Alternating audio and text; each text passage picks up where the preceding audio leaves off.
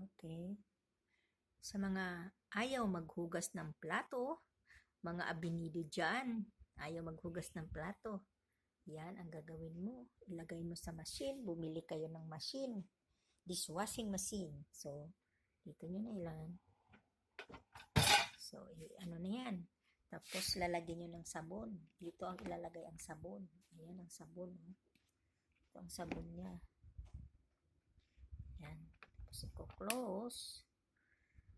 At, ayan siya, mga hugasan. Yan. Okay. And then, i-on mo na kung gusto mong mas mabilis na paghugas. Kasi merong matagalan, mga 3 oras mahigit.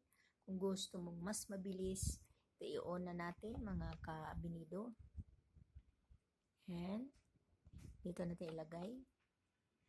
Yan. So, 1 oras kalahati. So, start na. Yan.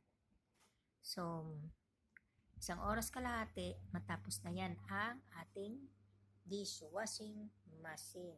So, sa mga tamad maghugas, yan lang po ang solusyon, dishwashing machine.